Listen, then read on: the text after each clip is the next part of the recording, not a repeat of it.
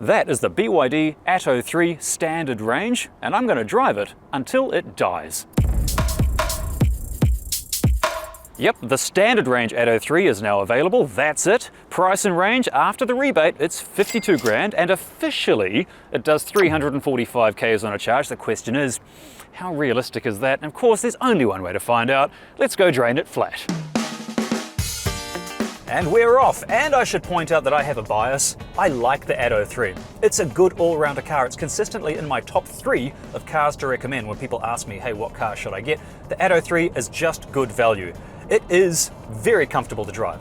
The ride quality is sublime. It's very safe, it's efficient, and I follow a lot of Atto 3 groups on Facebook.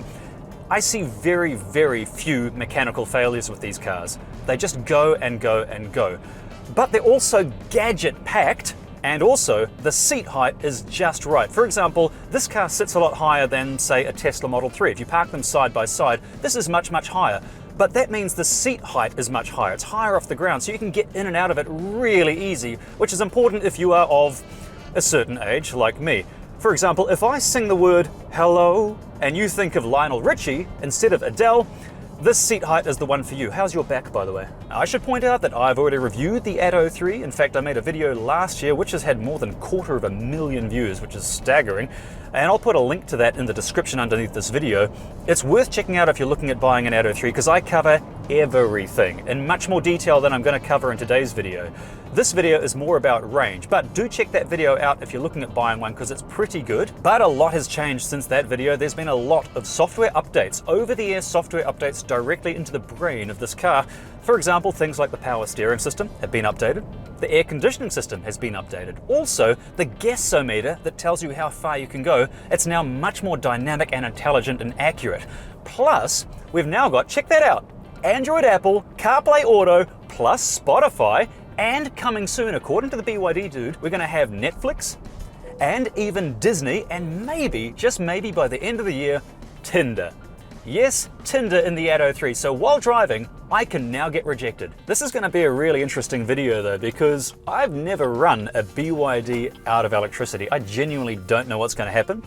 In fact, I'm really surprised BYD have allowed this video to happen because car makers tend to get pretty squeamish when you run their products flat on the side of the road. So this is interesting. Hats off to BYD for letting me do this. This is actually going to be the third time I've run a vehicle out of charge, and each time has been completely intentional.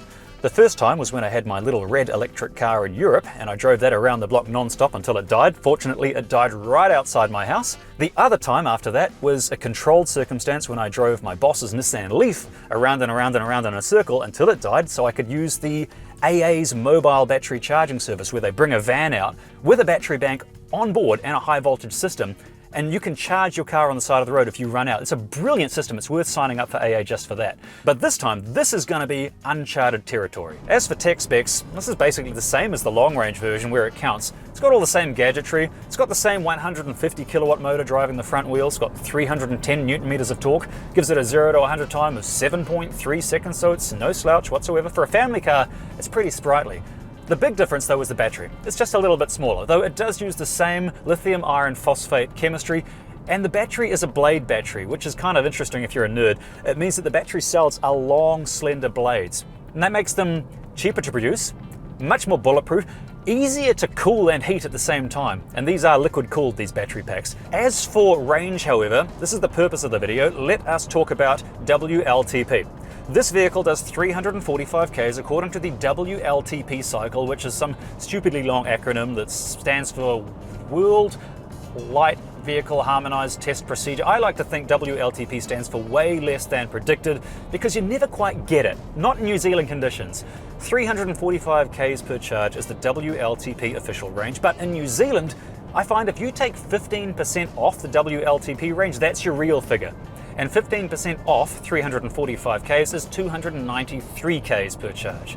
So is that what we're going to get? Well, we'll find out soon enough. In the meantime, I hit the countryside looking for an ideal picnic location for lunch. This looks like a great spot for lunch, and this is where the car is going to play a part in cooking. Watch this. One of the cool gadgets that came with this car is this. It's called a vehicle to load adapter, and it allows me to use the car like a giant battery bank or a mobile power station. However, when I picked the car up, BYD had a little surprise for me. I didn't know about this, but they've provided me with not only a bag of potatoes, which I appreciate, but also an air fryer. So I'm gonna try and cook lunch. Can you cook potatoes in an air fryer? I don't know, we're gonna find out. How the vehicle to load adapter works is brilliant. Basically, you just plug it into the side of the car, and that's it. And now, I've got power. I've got mains power, up to 3.3 kilowatts. Now, I've never used an air fryer in my life, so I don't know how they work.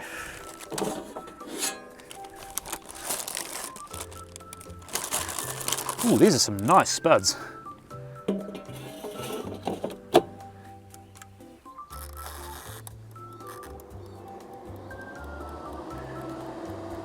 How cool is that? It's running off the car. This is absolutely ridiculous, absolutely crazy. I love it. Are you air frying potatoes with your car? No, no you're not. And with lunch now cooking, let me draw your attention to my favorite Atto 3 thing, and that is the interior design. It's radical and wild. I've never seen anything like this in any other car. And this is one of the reasons I like what Chinese manufacturers are doing. They're taking chances. For example, the mental image in your mind, if I say Rolls-Royce, is probably that of beige interior leather with wood grain, that sort of thing. We've all got the same mental image. If I say, for example, Mercedes, maybe you're thinking of a grey interior with stainless steel highlights. Or perhaps if I mention Ram, you're thinking of a big bulbous black dashboard with handles to hang on to, big and strong and tough. But if I mention a Chinese brand, chances are your mental image, like mine, is blank. And that means that Chinese manufacturers, they're not beholden to tradition. They can do whatever they like. They can do radical stuff like that, and I love it. This is kind of impressive when you think about it. I mean, here we are on a beach on a lovely day, and I'm running household appliances off an electric car. I want to say it doesn't get any cleaner than this, but it does. And here comes the plug for Ecotricity. Ecotricity is an electricity provider, and it makes these videos possible. And the reason it's cleaner is Ecotricity is New Zealand's only certified climate positive electricity provider. That means by joining Ecotricity, you're helping to turn back the clock on climate change. Yes, it sounds too good to be true, but it's not, and it's certified by Toitu, so you know the electricity is clean. Not only clean, but because it only comes from wind, hydro and solar and nothing else, no coal, no gas, none of that dirty stuff, it's really, really affordable. Sign up now, ecotricity.co.nz. Oh, golden brown. Oh, it's really hot, but it's perfect. It's crisp on the outside, but it's soft and fluffy on the inside.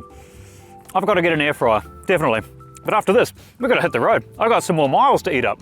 Right now, I am just draining the battery down. I'm not driving any harder than I normally would. I'm not driving any lighter than I normally would, just regular driving, just like you would.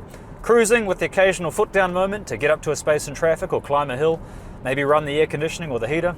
Nothing unremarkable. The only problem is, at this rate, I'm gonna run out of daylight before I run out of charge.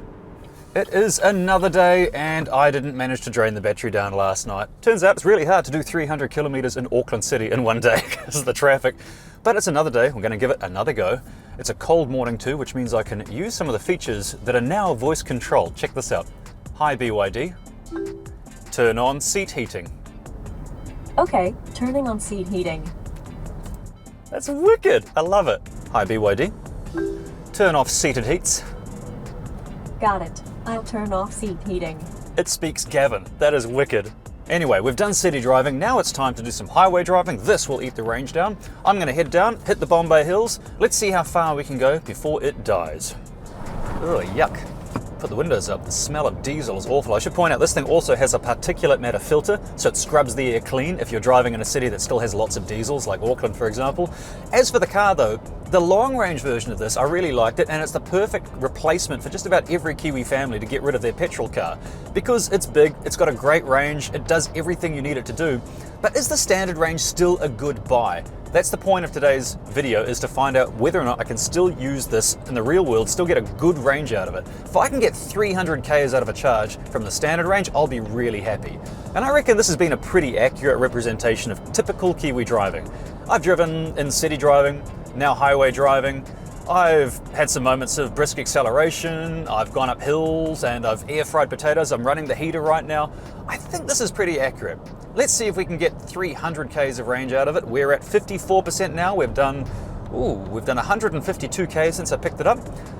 At this rate, we're on target for 300 Ks per charge.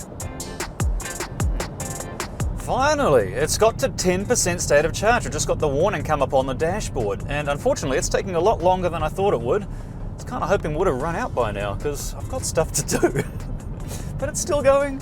What I should probably do at this point is figure out how to put it into neutral in case I need to coast without regenerative braking. Does it even have neutral? Is it like a genuine neutral, or is it like a Switzerland neutral, you know, like not real? Well, we've made it to 300 kilometers traveled.